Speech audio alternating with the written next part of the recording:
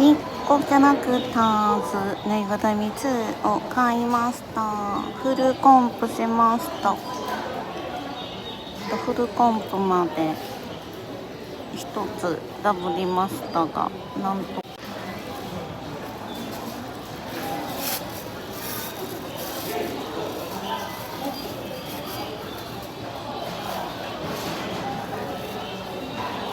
ピンクのこの子が一番欲しかったんですけど、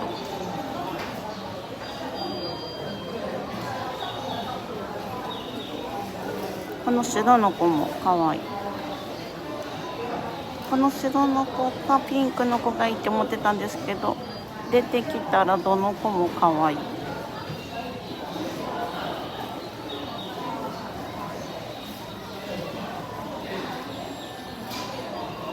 ボールチェーンがついてるんで、